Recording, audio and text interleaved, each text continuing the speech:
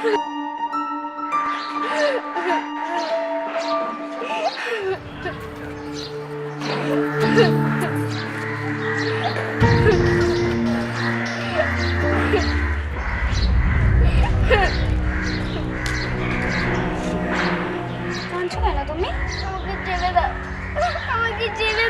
তোমাকে ছাড়বো না। তুমি এখানে একা বসে আছো কেন? আমি তোমার কোনো কথার উত্তর দিতে পারবো না।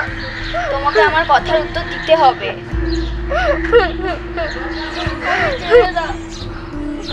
না, আমি তোমাকে ছাড়বো না।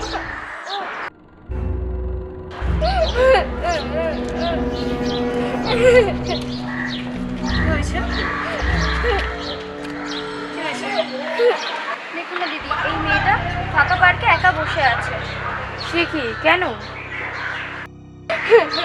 কেঁদো না, আমি তোমার দিদির মতো। কি হয়েছে বলো আমাকে। তোমার নাম কি বোন? আমার নাম শ্যামলী। ভয় পেও না বোন, আমরা একটা এনজিওর সাথে জড়িত আছি। নিঃস্বার্থভাবে আমরা সবার পাশে থাকি। আমার নাম রিয়া। চলো, সামনে আমাদের অফিস।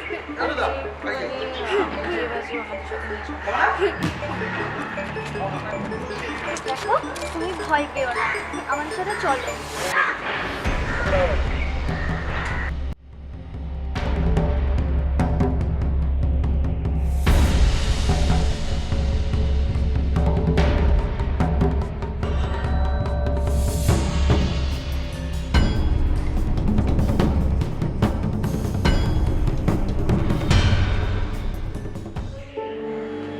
দাদা দিদিকে বলো, তুমি ওখানে একা কিসের জন্য বসেছিলে?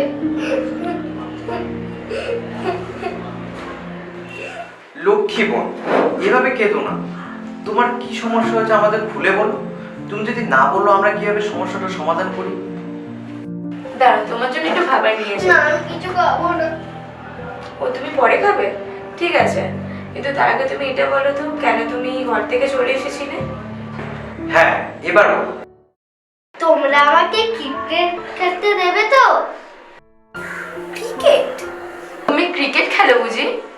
আমার যখন 5 বছর বয়স ছিল, আমার দাদু ক্রিকেট ট্রেনিং স্কুলে ভর্তি করে দিয়েছিল। এত খেলা থাকতে ক্রিকেট কেন? জানো দাদা, আমার দাদু খুব ক্রিকেট খেলতে ভালোবাসে। বাংলার হয়ে অনেক খেলা খেলেছি। বাহ, সে তো খুব ভালো কথা। আজকাল মেয়েরাও ক্রিকেট খেলছে, কত নাম কামাচ্ছে, কত কত টাকা ইনকাম করছে। আমার দাদুর ইচ্ছা ছিল আমি খুব বড় ক্রিকেটার। জানো দিদি, আমার দাদু 5 বছর আগে মারা গেছে।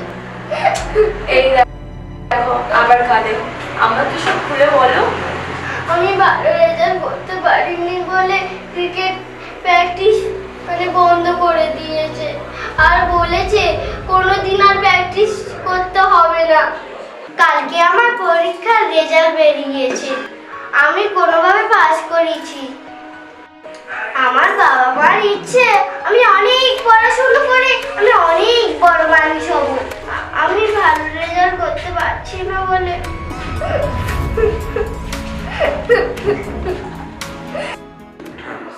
বুঝতে পেরেছি, তোমার বাবা মা তোমার ক্রিকেট খেলাটা পছন্দ করে না, শুধু তোমার দাদু ছাড়া। আর তোমার দাদু মারা যাওয়ার পর তোমার বাবা মা তোমার ক্রিকেট খেলাটা বন্ধ করে দিয়েছে, তাই তো? তাই? হ্যাঁ। বুঝেছি, তাদের ইচ্ছে পূরণ হচ্ছিল না বলেই তারা বকাবকি করতো। শুধু বকতো না, মারতো। ও, এই কারণে তুমি বাড়ি থেকে বেরিয়ে এসেছো? আচ্ছা, তোমার বাবার নাম্বারটা দাও। কেন? তোমার ভালোর জন্য। 97। হ্যালো, হ্যাঁ, আপনার মেয়ে কোথায়? আমার মেয়ে একটু বেরিয়েছে। আপনার মেয়ে বেরিয়েছে না পালিয়ে গেছে? কালকে আপনার মেয়ে রেজাল্ট বেরিয়েছিল, ভালো রেজাল্ট করতে পারে বলে কি আপনি আমাকে মারধর করছেন? আপনার মেয়ে ভালো খেলাধুলা করতে পারে, পড়াশোনায় তেমন ভালো নেই, সেটাকে আপনি জানার চেষ্টা করেছেন? একজন প্রতিভাকে এরকম করে নষ্ট করা কিন্তু করুন। অনেক নামে নামে প্রতিভা আছে যারা পড়াশোনায় ভালো যায়, কিন্তু তারা বিশ্বব্যাপী বিখ্যাত।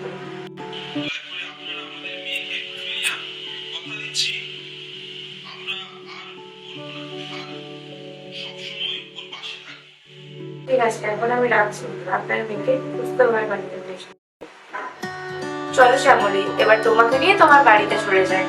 আমি অনেক বড় ক্রিকেটার হব।